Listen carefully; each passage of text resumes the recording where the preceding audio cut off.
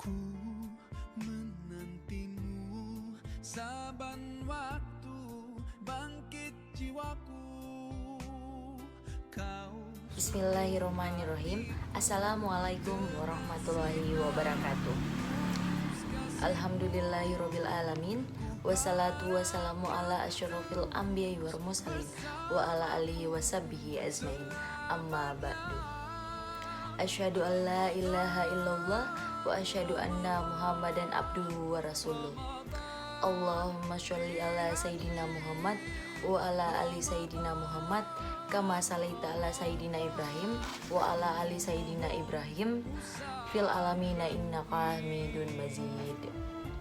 Rabbi sholli sodri wa yassirli amri wahlul 'uqdatan bilisani yafqahu qawli. Bismillahirrahmanirrahim. Baiklah, di sini saya akan membawakan surah Al-Baqarah ayat 183.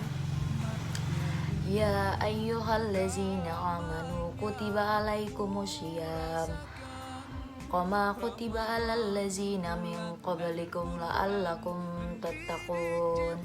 Artinya, hai orang-orang yang beriman, diwajibkan atas kamu berpuasa sebagaimana diwajibkan atas orang-orang sebelum kamu agar kamu bertakwa.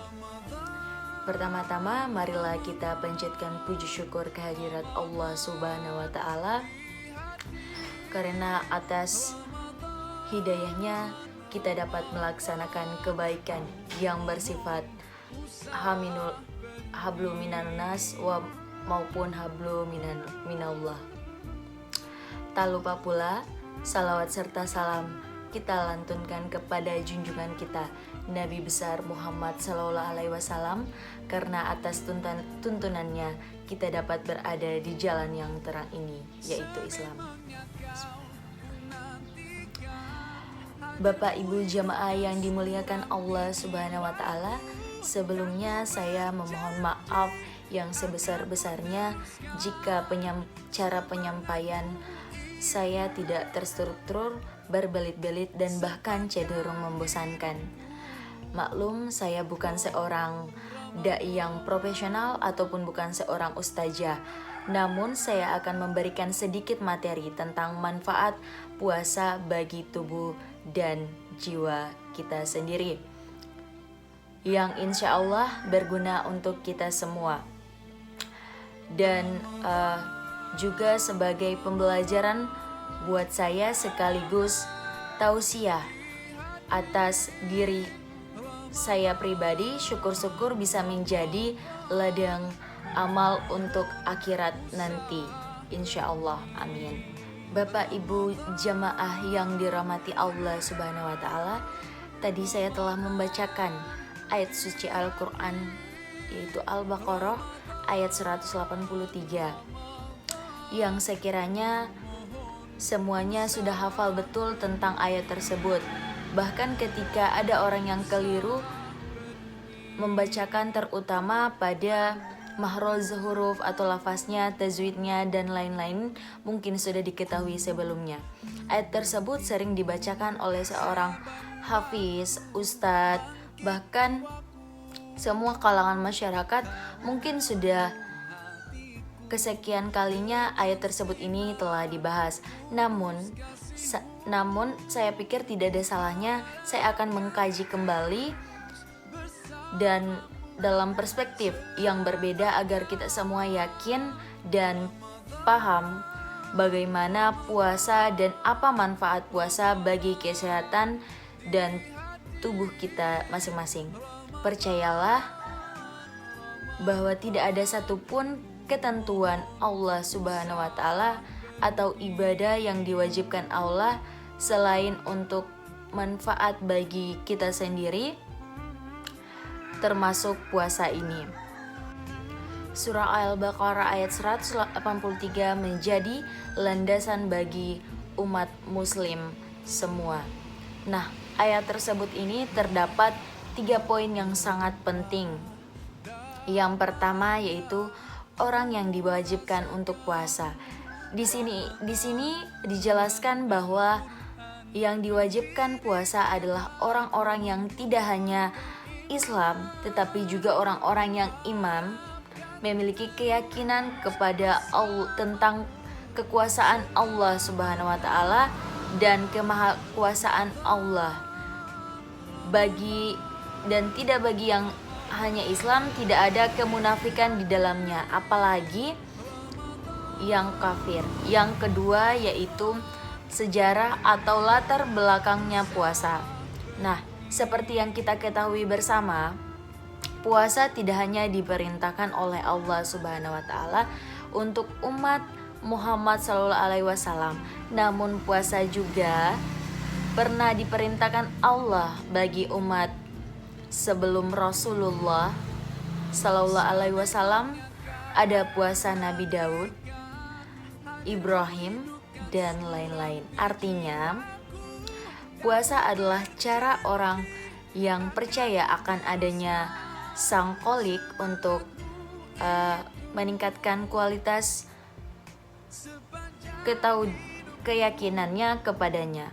Nah, yang ketiga yaitu ada tujuan puasa, di mana tujuan puasa ini tidak lain bahwa ditunjukkan untuk meningkatkan ketakwaan kita kepada Allah Subhanahu wa taala. Sesungguhnya pada hakikatnya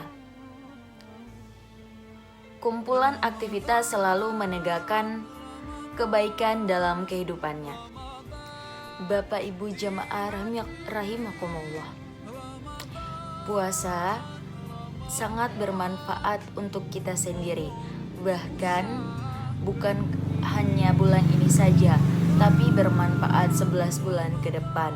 Bahkan di akhirat nanti, sebagaimana janji-janji Allah Subhanahu wa taala, sebulan penuh kita dididik untuk mengosongkan perut, tidak makan, tidak minum, bahkan melaksanakan sunnah puasa, rukun puasa, tadarus, taraweh, dan ibadah-ibadah lainnya. Bahkan zakat sendiri, yaitu untuk memberikan manfaat bagi diri kita sendiri dan bahkan bermanfaat untuk orang lain, sehingga mendapatkan pahala-pahala yang berlipat ganda di mata Allah Subhanahu wa taala dan menjadi bekal di akhirat nanti untuk kita semua, insyaallah, amin. Adapun 3 manfaat secara garis besar yang dikelompokkan menjadi 3 hal. Yang pertama yaitu untuk fisik dan juga untuk kesehatan kita sendiri. Nah, banyak penelitian secara ilmiah telah menemukan manfaat puasa untuk fisik, yaitu menjalankannya. Di antaranya yaitu menurut